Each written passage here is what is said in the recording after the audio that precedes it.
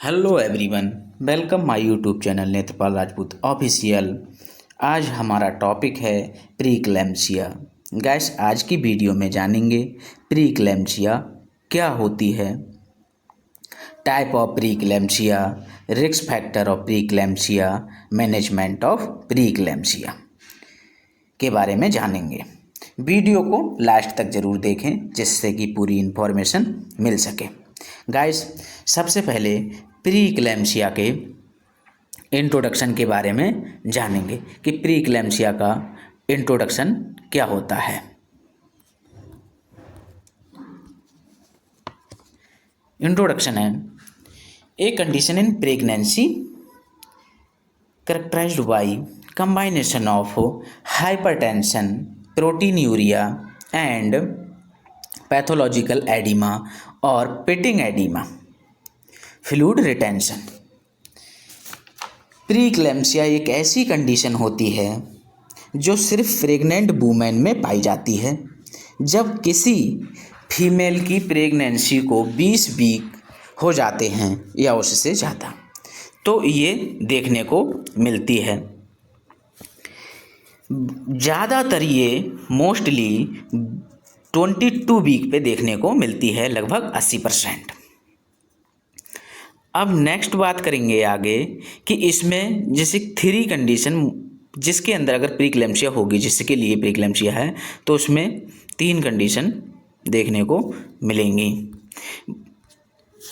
3 condition वो क्या क्या होंगी? हाइपरटेंशन, प्रीक्लैम्सिया वाले पेशेंट में उसका बीपी ज़्यादा रहेगा, हाइपरटेंशन। दूसरा प्रोटीन यूरिया और तीसरा एडिमा। अब पहले नॉर्मल बीपी को जानेंगे। नॉर्मल बीपी क्या होता है? तो नॉर्मल बीपी होता है 120/80 mmHg नॉर्मल बीपी होता है। अब हाइपरटेंशन क्या होता है? हाइपरटेंशन में 140/90 mmHg अगर बीपी है या उससे ज़्यादा है तो उस कंडीशन को हाइपरटेंशन कहते हैं। नेक्स्ट है प्रोटीन यूरिया। प्रोटीन यूरिया का मतलब होता है जब यूरिन में प्रोटीन पास होती है तो उस कंडीशन को प्रोटीन यूरिया कहते हैं। नेक्स्ट तीसरी कंडीशन है इसमें एडिमा। एडिमा में क्या होता है? इसमें एडिमा भी देखने को मिलता है। एडिमा का मतलब होता है जब टिश्यू में फ्लूइड एक्यूमुलेशन हो जाता है, एक्सेस से फ्लूइड एक्यूमुलेट हो जाता है, एक जगह टिश्यू में फ्लूइड इकट्ठा हो जाता है, तो उस कंडीशन को एडिमा कहते हैं। अब एडिमा के भी 2 टाइप होते हैं, पिटिंग एडिमा और non pitting oedema. Pitting oedema में क्या होता है? जब जिस जगह एडिमा प्रेजेंट है तो उसके लिए कंप्रेस करेंगे 3 सेकेंड तक, 3 सेकेंड के लिए उसे कंप्रेस करेंगे, तो उसमें अगर होल प्रेजेंट होता है, दबा के देखा तो उसमें गड्ढा टाइप अगर प्रेजेंट हुआ तो वो तो पिटिंग एडिमा। और नॉन पिटिंग एडिमा आइडेंटिफाई करने का यानी कि उसे पहचानने का तरीका, नॉन पिटिंग एडिमा होता है जब 3 सेकेंड के लिए उसे कंप्रेस करेंगे तो उसमें होल टाइप या गड्ढा टाइप नहीं प्रेजेंट होगा छोड़ने के बाद। तो ये तो हो गया पिटिंग एडिमा और नॉन पिटिंग एडिमा। उसके बाद टाइप ऑफ प्री इक्लैम्सिया। प्री इक्लैम्सिया के 2 टाइप होते हैं, माइल्ड प्री इक्लैम्सिया और सीवियर प्री इक्लैम्सिया। तो पहले पढ़ेंगे माइल्ड प्री इक्लैम्सिया। माइल्ड प्री इक्लैम्सिया क्या होती है उसके बारे में जानेंगे। बीपी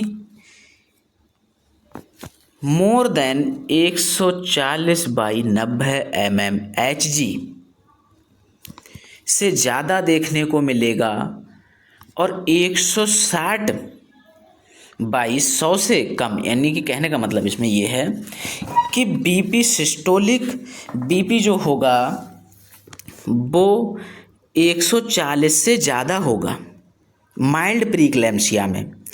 डायस्टोलिक बीपी 90 से ज़्यादा देखने को मिलेगा माइल्ड प्रीक्लैम्सिया में।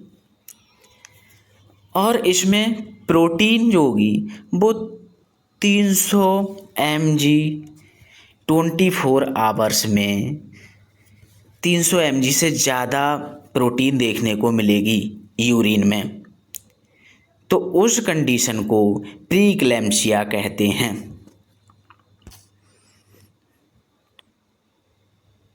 नेक्स्ट है सीवियर प्रीक्लैम्सिया। सीवियर प्रीक्लैम्सिया को जानेंगे कि सीवियर प्रीक्लैम्सिया क्या होता है। सॉरी, ये रिस्क फैक्टर बाद में पढ़ेंगे, अभी नहीं, अभी सीवियर प्रीक्लैम्सिया को पढ़ रहे हैं। सीवियर प्रीक्लैम्सिया बीपी 160/100 160/100 mmHg से ज़्यादा देखने को मिलता है। सीवियर प्रीक्लैम्सिया में बीपी ज़्यादा देखने को मिलता है 160/100 से, और इसमें protein urea more than 5 gram 24 hour, यानी कि 24 घंटे में 5 ग्राम से ज़्यादा प्रोटीन देखने को मिलेगी। बहुत ज़्यादा हो गई ये, क्योंकि 1 ग्राम में कितने होते हैं? 1000 मिलीग्राम। 1000 मिलीग्राम होते हैं 1 ग्राम में, और इसमें कितनी देखने को मिलेगी प्रोटीन? 5 ग्राम से ज़्यादा प्रोटीन देखने को मिलेगी। नेक्स्ट पढ़ेंगे रिस्क फैक्टर। पहला रिस्क फैक्टर है advance as.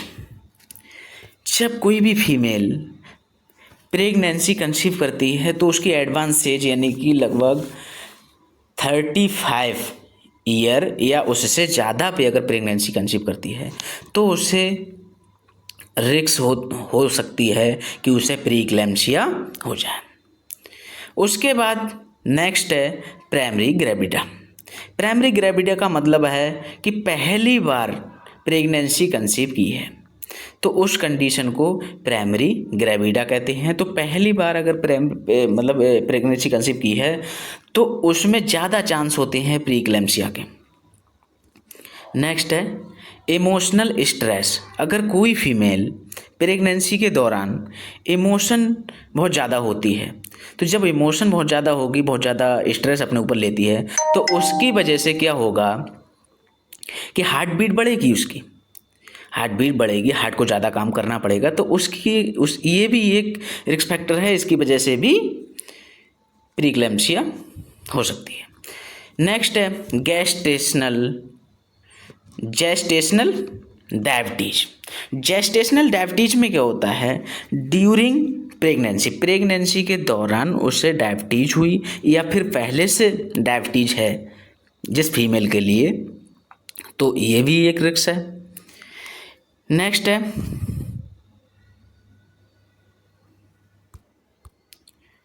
Obesity. Normal weight से ज़्यादा वेट अगर गेन है, उसका वेट ज़्यादा है फीमेल का, तो ये भी एक रिस्क फैक्टर हो सकता है जिससे प्रीक्लैम्सिया हो सकती है। नेक्स्ट है पॉलीहाइड्रोमनियोस। पॉलीहाइड्रोमनियोस का मतलब होता है कि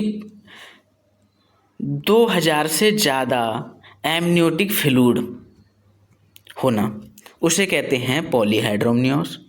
और एक होता है ओलिगोहाइड्रोमनियोस। ओलिगोहाइड्रोमनियोस का मतलब है कि लेस देन 500 ml से कम एमनियोटिक फ्लूइड प्रेजेंट होगा, तो उस कंडीशन को ओलिगोहाइड्रोमनियोस कहते हैं। उसके बाद रीनल प्रॉब्लम। अगर उसे रीनल प्रॉब्लम है फीमेल को जिसे प्रेगनेंसी कंसीव किया, तो ये भी एक रिस्क फैक्टर हो सकता है। उसके बाद नेक्स्ट देखते हैं, नेक्स्ट है फैमिली हिस्ट्री। अगर उसकी फैमिली में पहले से किसी को प्रीक्लैम्सिया हो चुकी है, तो ये भी एक रिस्क फैक्टर हो सकता है। नेक्स्ट है प्लेसेंटल इस्चीमिया। प्लेसेंटल इस्चीमिया का मतलब है अगर प्रॉपर ब्लड सप्लाई प्लेसेंटा को नहीं मिल पा रही है तो ये भी एक रिस्क फैक्टर हो सकता है। नेक्स्ट है माल न्यूट्रिशन का मतलब है अगर प्रॉपर उसे न्यूट्रिशन नहीं मिल पाई, जितनी अमाउंट में प्रेगनेंसी को न्यूट्रिशन चाहिए वो अमाउंट में अगर प्रॉपर न्यूट्रिशन नहीं मिल पाए तो ये भी एक रिस्क फैक्टर हो सकता है कि प्रीक्लैम्सिया का। नेक्स्ट देखेंगे इसका मैनेजमेंट, जिससे प्रीक्लैम्सिया का इलाज कैसे किया जाता है।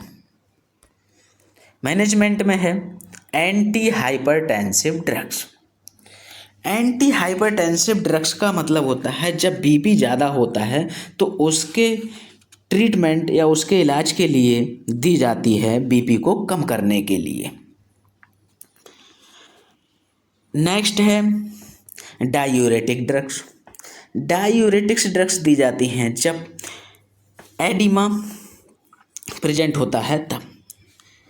तो अब डायूरेटिक्स में क्या होता है, हमारी बॉडी में एल्बुमिन नाम का एक प्रोटीन पाया जाता है जिसका काम होता है ऑनकोटिक प्रेशर को मेंटेन करना। अगर किसी वजह से हमारी बॉडी में एल्बुमिन की मात्रा कम हो जाए तो हमारी बॉडी में फ्लूइड रिटेंशन होने लगता है, पूरी बॉडी में एडिमा देखने को मिलता है। अब इसमें कौन कौन सी ड्रग्स देते हैं, तो ड्रग्स देते हैं ट्रीटमेंट करने के लिए labetalol, hydralazine, nifedipine, nitroglycerin, sodium nitrophosphate are drug choice of drugs हैं ये जो प्रीक्लैम्सिया के ट्रीटमेंट करने के लिए, इलाज करने के लिए दी जाती हैं। ये ड्रग्स मोस्टली इसके इलाज करने के लिए दी जाती हैं और ये ड्रग्स बगैर प्रिस्क्राइब डॉक्टर के नहीं लेना है दोस्तों।